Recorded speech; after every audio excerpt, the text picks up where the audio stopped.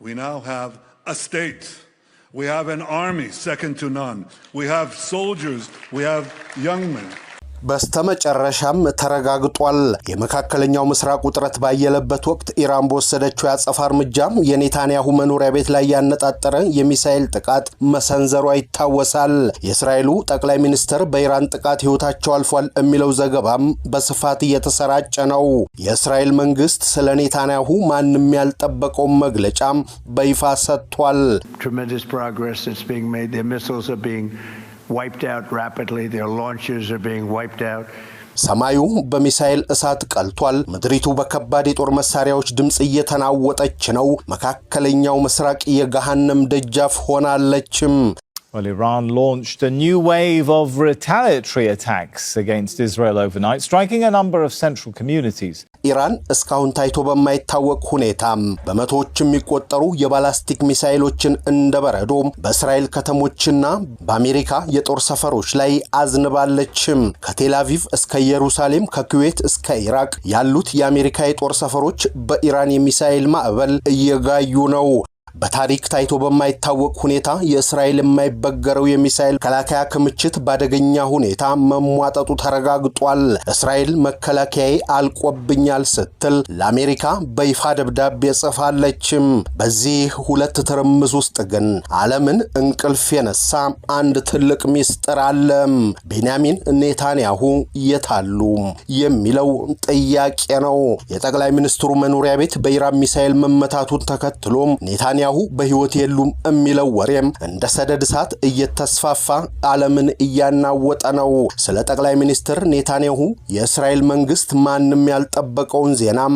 አሰራጨም ኔታንያሁ በእርግጥ ተገድለዋል ወይስ እስራኤል ትልቅ ሚስጥር እየደበቀች ነው እውነታውን በዝርዝር እናሰማችኋለን በሌላ በኩል የዓለም የነዳጅ መተንፈሻ የነበረችው ፊጂራ በኢራን ጥቃት መመታቷ ተሰምቷል ሁሉም በሮች በይፋ ተዘግተዋል የሆርሙዝ ሰርጥም ሆነ ፋይጄራም ነዳጅ ማውጣት አቁመዋል ፕሬዝዳንት ዶናልድ ትራምፕ ከኢራን ጋር ድርድር የለም ሲሉ ቴህራን ደግሞ እስራኤልና አሜሪካ እስካላቆሙ ድረስ እሳቱ አይበርድም ትላለችም ዛሬ በዚህ ልዩ ትንታኔያችን የኔታንያሁ መገደል ወሬ እውነታው ምንድነው የእስራኤል መከላከያ ክምችት ማለቁ ለቀጠናው ምን ትርጉም አለው የሚለውንና ፋይጀራም መመታቷም በኢትዮጵያና በዓለም ኢኮኖሚ ላይ የሚያመጣውን ጥቁር ጥላ በዝርዝር እንመለከታለን ቪዲዮውን ላይክ በማድረግ ሐሳባችሁን በኮሜንት መስጫው ላይ በመጻፍ አብሮነታችሁን ግለጹልን ለሚዲያችን ኢትዮ ፖስት አዲስ ከሆናችሁ ደግሞ ሰብስክራይብ በማድረግ ታማኒ መረጃዎችን ያገኙ ሁለተኛ ሳምንቱን የተሸጋገረው የመካከለኛው ምስራቅ ጦርነት ዛሬም በከፍተኛ ውጥረት እንደቀጠለ ነው ኢራን አልቆምኩም ስትል እስራኤልና አሜሪካ ደግሞ የመከላከያ ስልት እየቀረጹ ነው ኢራን በመካከለኛው ምስራቅ ከባድ የሚሳኤል እሳት አዝንባለችም ኢራን በእስራኤልና በአሜሪካ የጦር ሰፈሮች ላይ የጥቃት ማዕበሏም እየወረደ ነው የኢራን ባላስቲክ ሚሳኤሎች ምስቱን የእስራኤል ከተሞች መደብደባቸው ተገልጿል በሚሳኤል ጥቃት በከተሞች ላይ ጉዳት ማስከተሉም እንዲሁም የእስራኤል መከላከያ ኃይልና የአገር ውስጥ ግንባር እዝ እንዳስታወቁት ከኩለ ሌሊት ጀምሮ የተተኮሱ ተከታታይ የባላስቲክ ሚሳኤል ጥቃቶች በእስራኤል ላይ ተሰንዝረዋል እነዚህ ጥቃቶችን ተከትሎም በማዕከላዊ እስራኤል በኢየሩሳሌም በደቡባዊ የሀገሪቱ ክፍሎችና በምዕራብ ዳርቻ የአየር ጥቃት ማስጠንቀቂያ ሳይነሮች በተደጋጋሚ ሲጮሁ አድረዋል ይሁን እንጂ አብዛኛዎቹ ሚሳኤሎች በአየር ላይ የተመቱ ሲሆን የአየር መከላከያን ሰብረው የገቡት ሚሳኤሎች ጉዳት ማስከተላቸው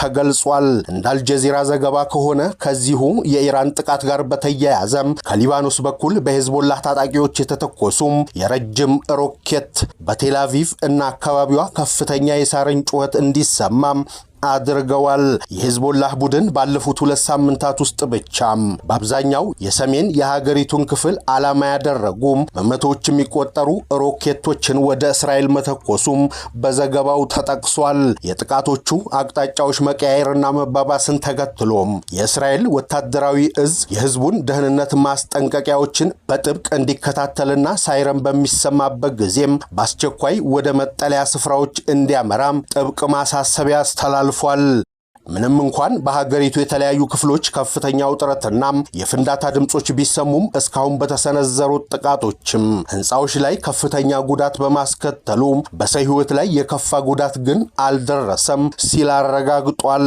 በሌላ በኩል በኢራን በእስራኤልና አሜሪካ የጦር ሰፈሮች ላይ ጥቃት ማድረሷን ስታረጋግጥ በኩዌትና ኢራን በሚገኙ የአሜሪካ 3 የጦር ሰፈሮች ላይ ከባድ ውድመት መመዝገቡን ቴህራን አስታወቀችም። የሀገሪቱ ዘብ ኃይል እስራኤልን ኢላማ ከማድረጉን ባሻገር በመካከለኛው ምስራቅ ቁልፍ መሰረተ ልማቶች ላይ ጦርነቱን ስለመመከት የሚያስችለውን እርምጃውን እየወሰደ መሆኑን አስገንዝቧል። እስራኤል በአደጋ መጥቷል ድምጽ ሰጪ ደውሎች ስትናጥ ማደሯንና የኢራን የሚሳኤል ወጀብ እየተወነጨፈባት መሆኑን አይአርጂሲም አስታውቋል። የእስራኤል መንግስትም ቢሆን ጥቃት እየተሰነዘረበት መሆኑን ይፋ ሲያደርግ በቴል አቪቭ ኢንዱስትሪ ዘርፎች ላይ ጉዳት አድርሻለሁ ያለው የኢራን ጦር በኢራቅ አርቢል አየር ኃይልና ኩዌት አልአሊል ሳሊም እንዲሁም አርፋጂን የአሜሪካ ጦር ሰፈሮች ላይ ጥቃት ማድረሱን አረጋግጧል። የጉዳቱ መጠን እስካሁን በይፋ ያልተገለጸ ሲሆን ሳውዲ አረቢያ፣ ኳታርና አረብ ኤሚሬቶች ጥቃቱ በርክቶባቸዋል። ሳውዲ አረቢያ 10 ሰው አልባ አውሮፕላኖችን አክሽፍ ያለው ስትል ኢራን ከጥቃቱ ጀርባ እጅ የለበትም በሚል ማስተባበያ መስጠቷም ተሰምቷል። ፕሬዝዳንት ዶናልድ ትራምፕ ከኢራን ጋር አንደራደርም የሚል ሐሳብ መስጠታቸውም የውጥረቱን ቀጣይነት ያሳያል ሲል ዘ ዋሽንግተን ፖስት ጽፏል።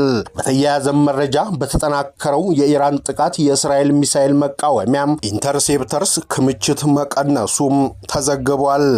እስራኤል በታሪካዊ የማታውቀው አይነት ከፍተኛ የአየር ላይ ጥቃት እየተሰነዘረባት ሲገኝ እንደ ሴፎርመር ዘገባም ከሆነ እስራኤል የባላስቲክ ሚሳኤል መቃወሚያዎች ኢንተርሴፕተርስ ክምችቷም በአደገኛ ሁኔታ እያለቀ መሆኑን ለዋና አጋሯ አሜሪካም አሳውቃለችም።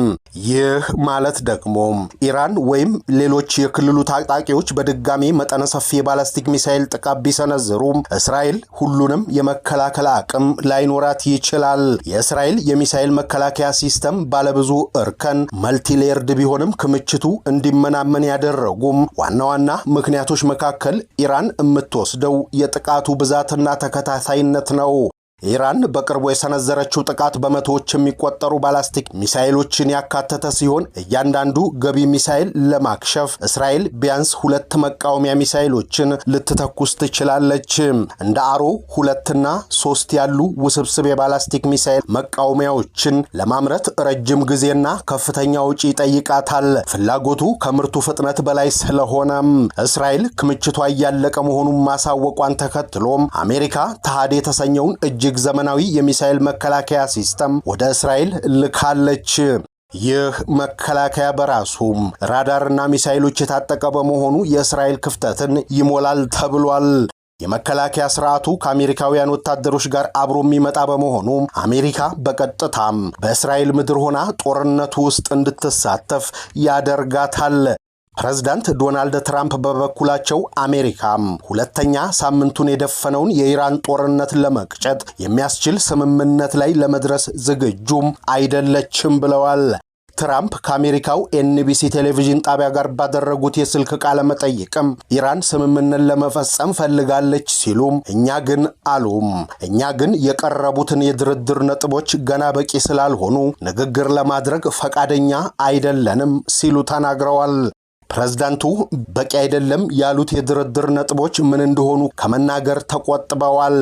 ነገር ግን ኢራን የኒውክሌር ፍላጎቷን ሙሉ በሙሉ እንድትተው የማድረጉ እርምጃ በሁለቱ ሀገራት መካከል ሊደረስ የሚችል ስምምነት አካል እንደሚሆንም ተገልጿል።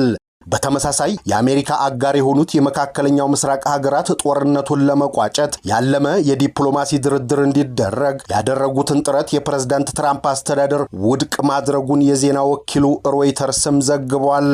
ኢራን አሜሪካና እስራኤል የሚፈጽሙት ጥቃት እስካልቆመ ድረስ ማንኛውንም የተኩስ አቁም እርምጃ እንደማትቀበል 2 የኢራን ከፍተኛ ምንጮች ለሮይተርስ ተናግረዋል። በርካታ ሀገራት ኢራንን ለማሸማገል ጥረት ቢያደርጉም አልተሳካም። በሌላ መረጃ በተባበሩት አረብ ኤሚሬትስ የነዳጅ ጣቢያ በኢራን ተመትቶ አገልግሎት መስጠት አቁሟል።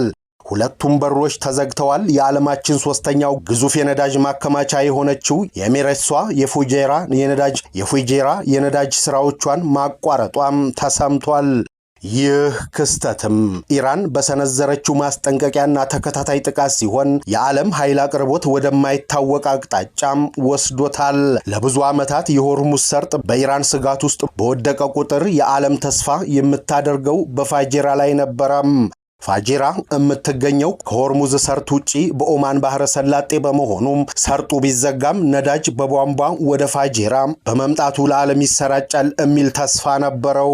ሳውዲ አረቢያና የተባበሩት ኤሚሬት የኢራን ተጽዕኖን ለመሸሽ የገቡት ብቸኛው አማራጭ በራቸው ፋጂራ ቢሆንም አሁን ይህ በር መዘጋቱም ዓለም አቀፍ የነዳጅ ፍሰት ታንቆ እንዲቀር አድርጎታል።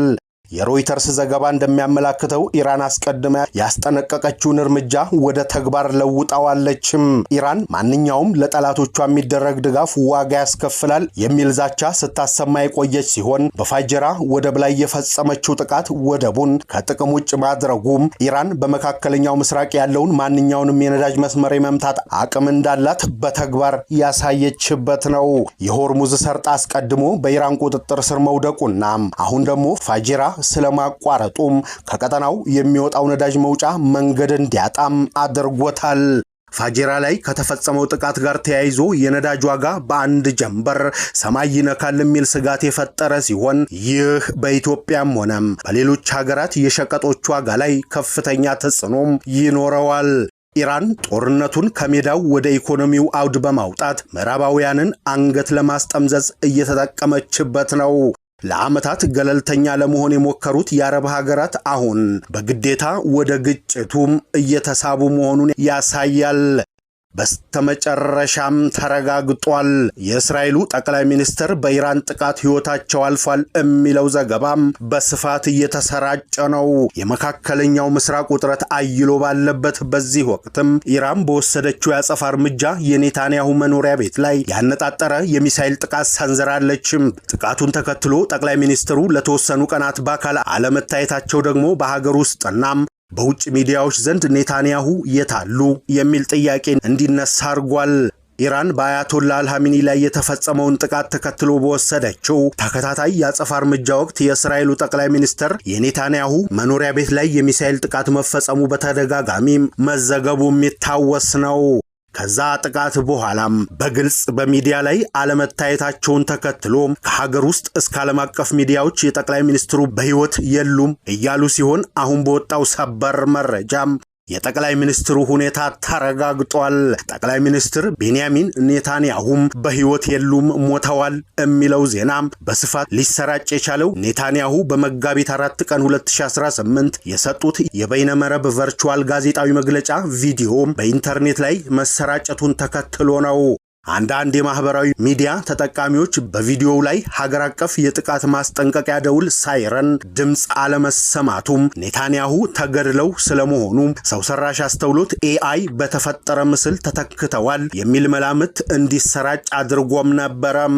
ይህ መረጃም በአሁኑ ሰዓት በዓለም አቀፍ ደረጃ ከፍተኛ መነጋገሪያም እየሆነ ያለ እጅግ ጥንቃቄ የሚሻም የጂኦ ፖለቲካ ክስተት ነው። የእስራኤሉ ጠቅላይ ሚኒስትር ቢሮም ጠቅላይ ሚኒስትር ቤንያሚን ኔታንያሁ በኢራን ያጸፋ ጥቃት ተገድለዋል ተብሎም በማህበራዊ ሚዲያ የሚሰራጨው መረጃም ለአናዱሉ ዜና ወኪል ሐሰት መሆኑን ገልጿል።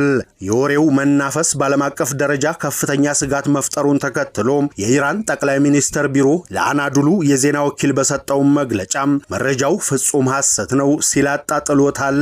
ኔታንያሁ በሕይወት መኖራቸውንና ስራቸውን እያከናወኑ መሆናቸውን ቢሮው ሲያረጋግጥ፣ ይሁን እንጂም ጠቅላይ ሚኒስትሩ በአካል ወጥተው መግለጫ እስካልሰጡ ድረስ ጥርጣሬው ሙሉ በሙሉ የሚቆም አይመስልም። ጉዳዩን በተመለከተ ዓለም አቀፍ ተንታኞች ይህ ክስተትም በዘመናዊው ጦርነት ውስጥ የመረጃ ጦርነት ኢንፎርሜሽን ዎርፌር ከፍተኛ ተጽዕኖ እንዳለው ያመላክታሉ ሲሉም የጂኦ ፖለቲካ ተንታኞች እየገለጹ ይገኛሉ። አንድን መሪ ሞቷል ብሎ ማሰራጨት በተቃራኒው ጎራ ባሉ ወታደሮችና ሕዝብ ላይ የሞራል ውድቀት ለመፍጠር የሚያገለግል ስልት ሲሆን እንደ ቱርኩ የዜና ወኪል አናዱሉ ዘገባ ከሆነም እስካሁን ባለው ይፋዊ መረጃ መሰረት ኔታንያሁም አልተገደሉም። ነገር ግን የኢራን ጥቃትና የጠቅላይ ሚኒስትሩ ከሚዲያ መራቅ ለከፍተኛ የሴራ ትንታኔዎች በር ከፍቷል ተብሏል። ቸር ያሰማን።